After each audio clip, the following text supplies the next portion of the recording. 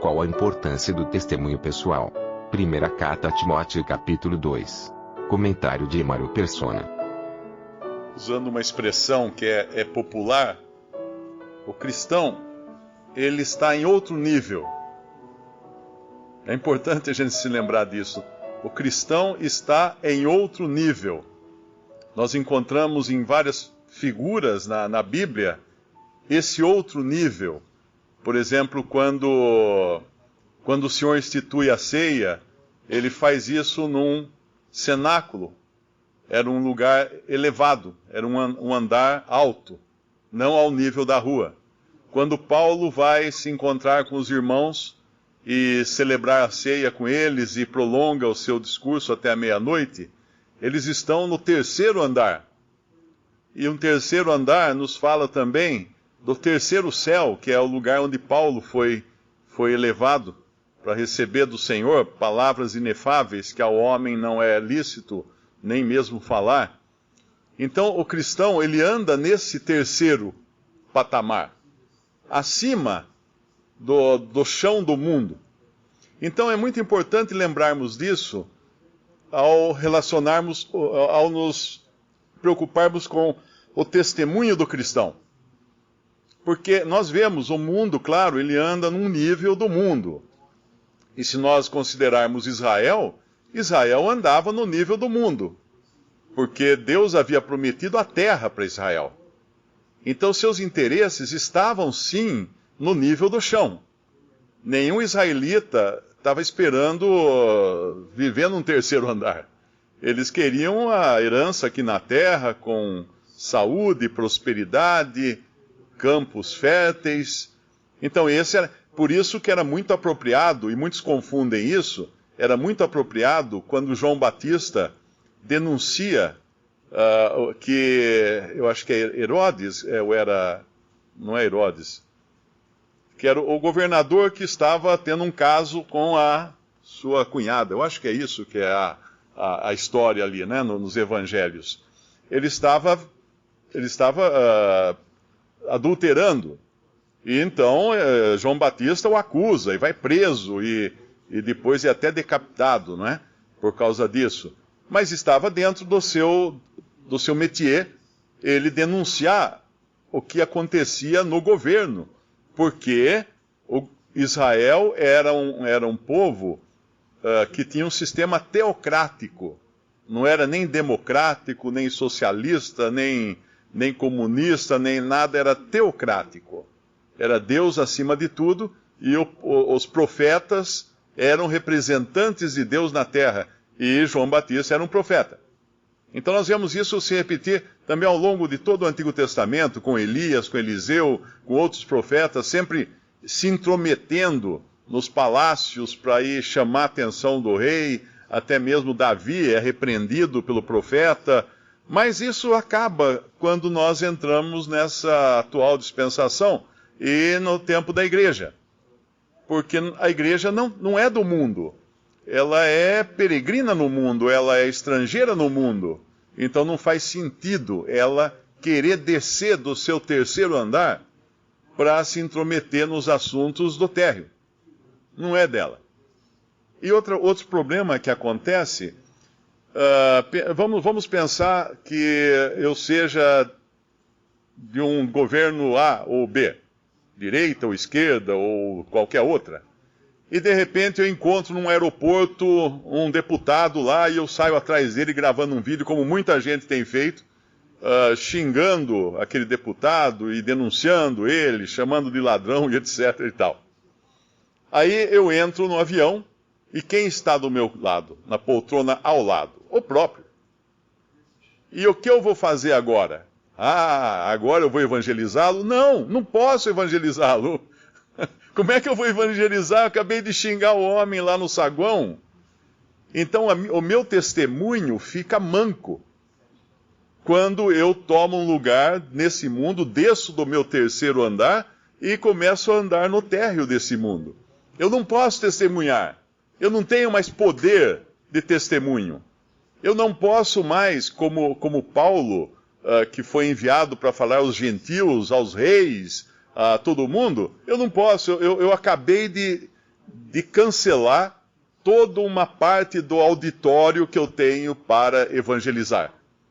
Porque eu simplesmente me indispus com um deles. Tem um famoso escritor da área de comunicação, e ele tem uma frase que diz assim: comunicação não é o que você diz, comunicação é o que o outro entende. Isso vale também para o testemunho cristão, porque eu posso dizer um monte de coisa bonita e o outro olhar para mim e falar assim: não acredito em nada do que esse cara está falando. Ele não vive isso, ele não tem ele não anda desse jeito. Por isso que eu gosto muito de uma passagem em Tito. Em Tito tem uma passagem que ela nos fala muito. Quando fala aos jovens, no versículo 6, capítulo 2, Tito 2, versículo 6, exorta semelhantemente os jovens a que sejam moderados, em tudo te dá exemplo de boas obras. Agora ele está falando para Tito. Na doutrina mostra incorrupção, gravidade, sinceridade, linguagem sã e irrepreensível, para que o adversário se envergonhe, não tendo nenhum mal que dizer de nós. E aí no versículo, depois ele fala dos servos, né? Exorta os servos a que se sujeitem ao seu Senhor e em tudo agradem, não contradizendo, e nós, num certo sentido, vivendo nesse mundo, somos servos também dos governos instituídos por Deus para esse mundo. Quando eu viajo daqui para o exterior, eu vou, por exemplo, para os Estados Unidos, lá eu tenho que obedecer ao governo norte-americano, porque eu estou em território norte-americano. Não adianta eu querer falar assim: não, mas no Brasil a gente faz diferente, aqui também não. Eu vou preso lá, dependendo da coisa que aqui no Brasil eu posso fazer e lá eu não posso fazer, eu vou preso. Então exorta os servos a que se sujeitem ao seu Senhor e em tudo agradem, não contradizendo, não defraudando, antes mostrando toda boa lealdade. E aqui vem a parte que eu queria chamar a atenção: para que em tudo sejam ornamento da doutrina de Deus nosso Salvador. Porque a graça de Deus se há manifestado, trazendo salvação só ao pessoal da direita. Não. Trazendo salvação só ao pessoal da esquerda. Não. Trazendo salvação a todos os homens. A todos os homens. Como é que eu vou poder evangelizar todos os homens se eu tomar o partido de alguns homens? É muito comum nós encontrarmos isso nos Estados Unidos, entre irmãos até. Os americanos são muito patriotas. E às vezes esse patriotismo interfere também no testemunho. Porque assumem um partido. Assumem uma posição. Ah, porque o governo está, então eu sou a favor, ponho a foto do governador na minha sala, ou do presidente na minha sala, faço campanhas, apoio. Pronto, eu tomei um lado. E agora? Como é que eu vou fazer para evangelizar o outro lado? Eu não tenho mais poder. Eu estou comprometido. Eu estou comprometido. Eu vendi a minha reputação para um lado. E nós temos que estar vendidos, por assim dizer, apenas para o Senhor. Nós não podemos ter nenhum lado que não seja o lado de cima. O partido de cima.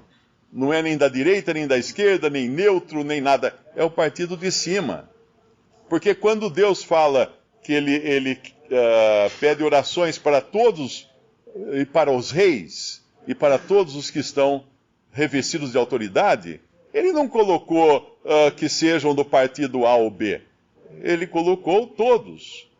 E é importante, então, que o cristão seja como fala aqui, nessa exortação feita por Tito aos servos, ornamento da doutrina de Deus nosso Salvador.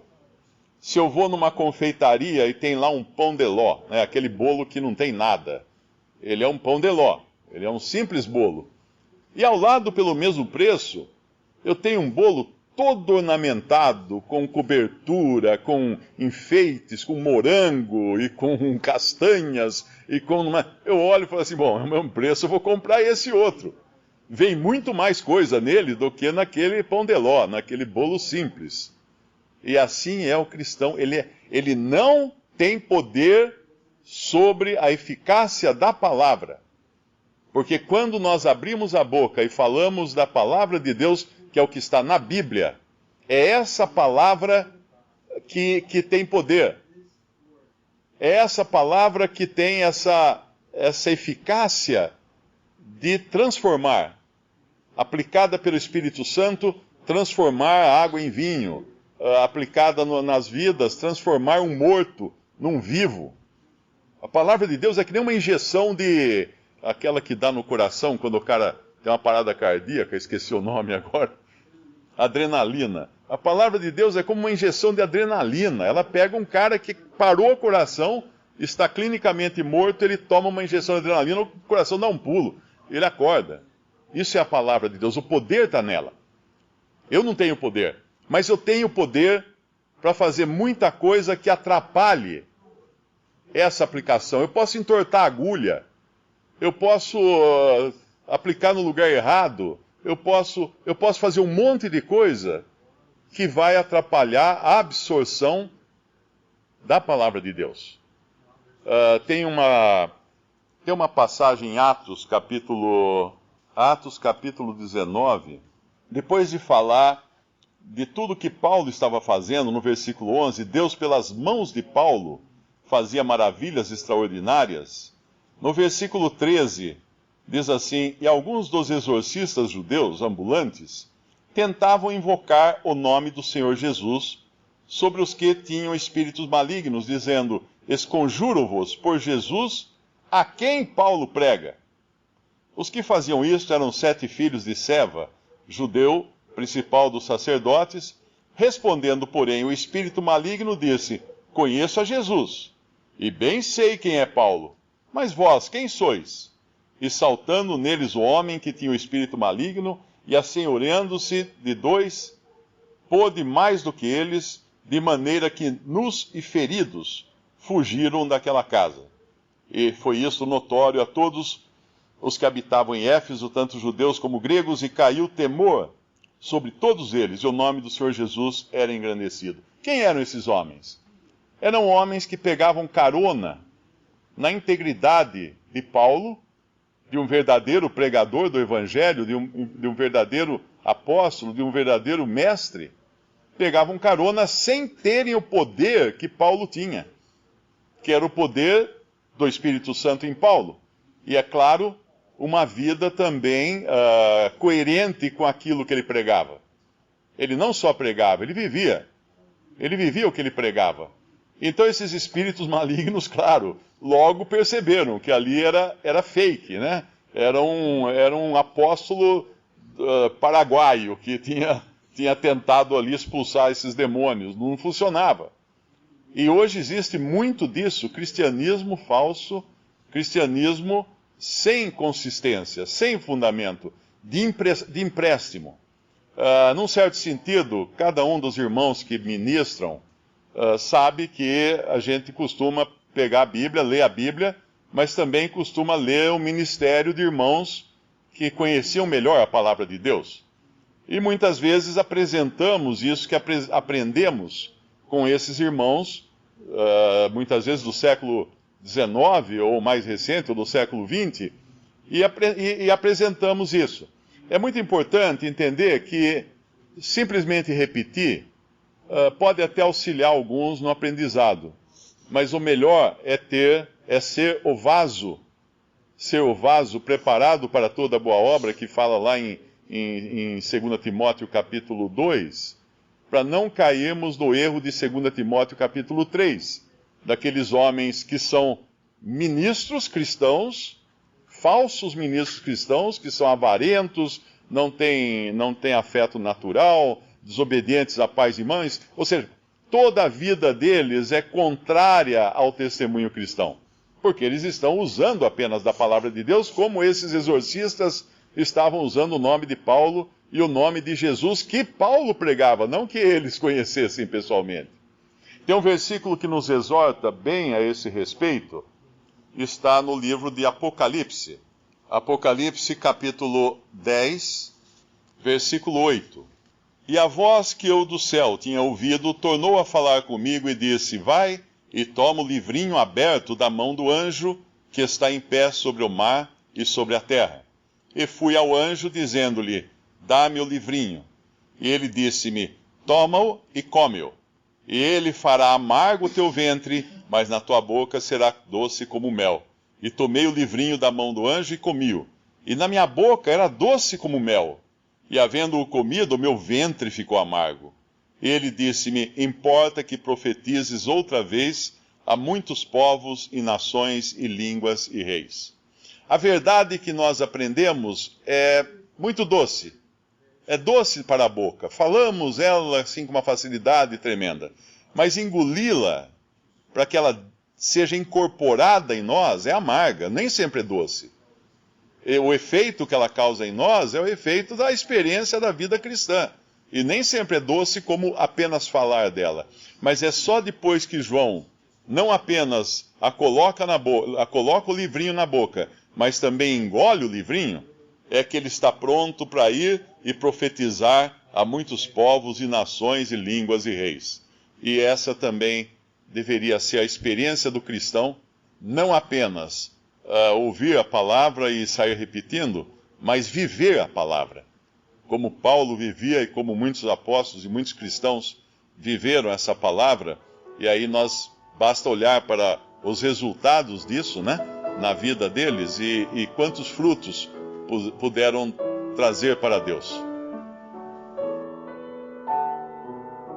Visite Respondi.com.br. Visite também 3minutos.net.